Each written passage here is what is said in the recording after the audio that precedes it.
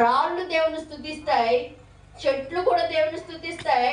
ఈ భూమి మీద సమస్త జీవరాశుల ద్వారా ఆయన మహిమపరచబడగలడు గాని ఆయన పోలికలో చెక్కబడిన, ఆయన పోలికలో తయారు చేయబడిన, రూపించబడినటువంటి మన ద్వారా ఆయన ఏం చేయబడాలనుకున్నాడంటే మన ద్వారా మహిమపరచబడాలని అనుకొని మనల్ని పిలిచాడు. నాకు ఇవ్వబడింది కొంచెం సమయం కాబట్టి నేను ఎక్కువ వివరణ ఇవ్వను. ప్రభు చిత్తమైతే మరొకసారి ఎప్పుడైనా ఒక్కొక్క మాటను ఒక్కొక్క ప్రసంగంగా చెప్పొచ్చు, కానీ ఇవ్వబడినది తక్కువ సమయం కాబట్టి నేను సింపుల్ గా కొన్ని మాటలు మాత్రం చెప్పేసి నేను త్వరగా వెళ్ళిపోతాను. కాబట్టి దేవుడు ఎందుకోసం మనల్ని పిలుచుకున్నాడు? ఫస్ట్ మాట ఆయన మహిమ కొరకు, కాబట్టి ఆయనను మహిమపరిచే వారంగా మనము ఉందాం. రెండవ మాట హెచ్, దేవుడు ఎందుకు రెండవ ఆ క్రిస్మస్ అనే పదంలో రెండవ మాట హెచ్ అనే పదం ద్వారా దేవుడు ఎందుకు, మన యొక్క కాన్సెప్ట్ ఫస్ట్ గుర్తుపెట్టుకోండి. క్రిస్మస్ అనే పదంలో కాన్సెప్ట్ ఏంటంటే ఆయన భూమి మీదకు వచ్చారు అని అనుకున్నాం కదా. ఇంకో మాట చెప్పడం మర్చిపోయాను, యేసు ప్రభు వారు పుట్టలేదు, ఆయన వచ్చారు. పుట్టడం వేరు, రావడం వేరు.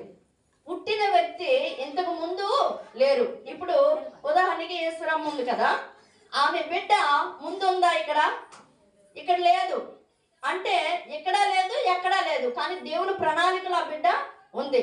ఆ దేవుని ప్రణాళికలో ఉన్న బిడ్డ ఆమె యొక్క గర్భంలోకి వేస్తే ఆమె పుట్టింది. కానీ దేవుడు మాత్రము ఆది నుండి ఈ సృష్టి కలుగజేయబడక ముందు ఆయన ఉన్నవాడైన దేవుడు నరావతారిగా ఈ భూలోకానికి వచ్చారు అని అనాల. పుట్టాడు అని అంటే చాలా మంది మతోన్మాదులు, కొంతమంది క్రైస్తవ వ్యతిరేకులు ఏమంటున్నారంటే మీ దేవుడు 2000 సంవత్సరాల క్రితం దేవుడు అంటున్నారు. కానీ మన దేవుడు 2000 సంవత్సరాల క్రితం దేవుడు కాదు. ఆయన 2000 సంవత్సరాల కంటే ఈ భూమి, ఈ యొక్క ఆకాశం, ఈ సృష్టి, ఆయన ప్రధాన శిల్పకార్యాన్ని బైబిల్లో ఉంటుంది కదా. ఆయన మొట్టమొదట ఈ సృష్టి ఏమి కూడా లేకుండా ముందు ఆయన ఉన్నాడు ప్రభు దగ్గర.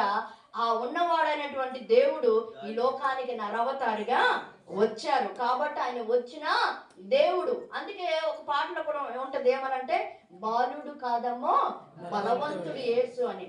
ఆయన బాలుడు కాదు, ఆయన శిశువు కాదు. అయితే ఈ భూలోకానికి ఒక మనిషిగా, ఒక నరవతారిగా, ఒక శిశువుగా, ఒక కన్య మరియ గర్భాన్ని ఒక ఛానల్ గా వాడుకొని ఆయన వచ్చాడే తప్ప ఆయన నిజానికి వచ్చినటువంటి దేవుడు. వచ్చాడు అనేదానికి, పుట్టాడు అనేదానికి మనకి చాలా డిఫరెన్స్ ఉంది.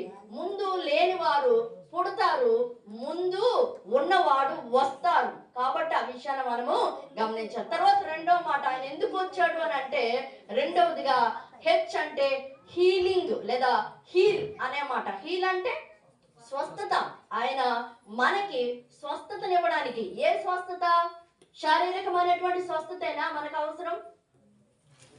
మన శరీరానికి మాత్రమే స్వస్థత అవసరం లేదు. మన శరీరానికి స్వస్థత లేకపోతే మనం పరలోకానికి వెళ్ళకుండా ఏమి ఉండం. ఒక ధనవంతుడు, లాజరు ఇద్దరు ఉన్నారు కదా. ఆ లాజరు శరీరంతో, కురుపులతో భూమి మీద చాలా శ్రమను అనుభవించి చనిపోయాడు. ఆ చనిపోయినటువంటి వ్యక్తి శారీరకంగా అయితే అతనికి స్వస్థత లేదు, కానీ ఆయన ఆత్మలో అతనికి స్వస్థత ఉంది. కాబట్టి ఆయన పరలోకానికి వెళ్ళాడు. కాబట్టి మన శరీరానికి ఒకవేళ స్వస్థత లేకపోయినా మన ఆత్మకు స్వస్థత అవసరం. కాబట్టి ఆయన మనల్ని స్వస్థపరచడానికి వచ్చారు. ఇక్కడున్న అనేక మంది కూడా దేవుని దగ్గరికి వచ్చినప్పుడు స్వస్థత కోసం మాత్రమే వచ్చిన వారు ఉన్నారు. అయితే ఈరోజు ఇంకా స్వస్థతలే కావాలని, ఇంకా దేవుని ద్వారా అద్భుతాలే చూడాలని అనుకుంటే చాలా పొరపాటు. ఎందుకు అని అంటే ఆయన ఆల్రెడీ నీకు స్వస్థతని ఇచ్చేశాడు. కాబట్టి ఇక స్వస్థత నువ్వు ప్రార్థన ద్వారా పొందుకుంటావు. ఒకవేళ స్వస్థత నీకు రాకపోయినా, శరీరానికి స్వస్థత రాకపోయినా దేవునికి స్తోత్రం చెప్పి దేవుడిచ్చే నిత్యమైనటువంటి స్వస్థత కొరకు మీరు ఎదురు చూడండి. చాలా మంది స్వస్థతల కోసము చాలా చాలా దగ్గరలకు వెళ్ళి పరుగులెడుతూ ఉన్నారు. కాబట్టి ఆ స్వస్థత మనకు అవసరం లేదు. మన ఆత్మకు స్వస్థత కావాలి. ఎందుకనంటే మన ఆత్మ పాపంతో నిండుకొని ఉంది. ఆ పాపానికి విరుగుడు కలిగించినటువంటి యేసుక్రీస్తు దగ్గరికి వస్తే మన యొక్క ఆత్మకు స్వస్థత కలుగుతుంది. ఒకసారి ఇక్కడ ఆ మాట కూడా, హీల్ అనే మాటను కూడా మనం చూద్దాం. లోకసువార్త 4వ అధ్యాయము. లోకసువార్త 4వ అధ్యాయం. నా మాటలు అర్థమవుతున్నాయా? అర్థం అవ్వకుండా బుర్ర మీద నుంచి వెళ్ళిపోతున్నాయా? ఒకసారి చెప్పండి. ఒకవేళ మీకు ఏమైనా అర్థం కాకపోతే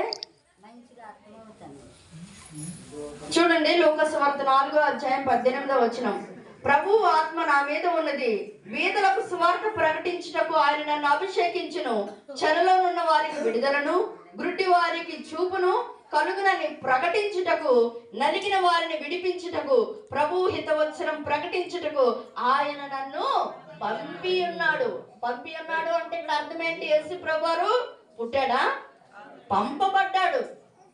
ఆయన ఎవరి కోసం పంపబడ్డాడు అంటే నలిగిపోయిన వారి కొరకు. నువ్వు శారీరకంగా, మానసికంగా, కుటుంబ పరంగా, లేకపోతే ఇంకా అనేక రకములైనటువంటి స్ట్రెస్ లోపల ఎన్నో ప్రతికూల పరిస్థితులతో నువ్వు నలిగిపోతున్నటువంటి పరిస్థితిలో ఉంటే ఆ పరిస్థితిని ప్రభువు చూచి నీ కోసం ఆయన దిగిపోయి వచ్చాడు. మనం దిగం. కొన్ని సందర్భాల్లో ఒక మాట ఎవరైనా మనకంటే నాకు వాళ్ళంత మాట అనాలా, వాళ్ళ దగ్గర నేను తగ్గిపోవాలా అని చెప్పి ఏం చేస్తామంటే తగ్గడానికి ఇష్టపడము. కానీ దేవుడు ఆయన పరిశుద్ధుడు, నిత్యము వేవేల దూతల చేత ఆరాధించబడుతూ అనేకమైనటువంటి సింహాసన ఆసీనుడయుండి కూడా ఆయన ఒక మానవుడిగా దిగిపోయి వచ్చాడనమాట. అంటే ఎంతగా తగ్గించుకున్నాడంటే మనకి ఫిలిప్పి రాసిన పత్రికలో ఉంటుంది, ఆయన రిక్తుడుగా అయిపోయాడట. రిక్తుడు అంటే ఆ మాటకు గ్రీకు భాషలో వాడబడిన పదం ఏంటంటే ఖాళీ చేయబడ్డాడని. రిక్త హస్తాలతో ఆయన మన కొరకు పూర్తిగా ఎంటీ చేయబడ్డాడు, పూర్తిగా ఖాళీ చేయబడ్డాడు. ఆయనకంటూ ఆయన ఏమి కూడా మిగిల్చుకోకుండా పూర్తిగా మన కొరకు ఆ పరలోకములో ఉన్న వైభవాన్ని విడిచిపెట్టి ఈ భూలోకానికి, ఈ నలిగిపోయిన, ఈ చతికిలు పడిపోయిన, ఎవరు లేవనెత్తడానికి వీలు లేని స్థితిలో పడి ఉన్నటువంటి మన కోసం ఆయన ఏం చేయబడ్డాడంటే ఈ లోకానికి పంపబడ్డాడు. కాబట్టి ఆయన మనకి శారీరకమైన స్వస్థత ఇచ్చాడు, అట్ ద సేమ్ టైం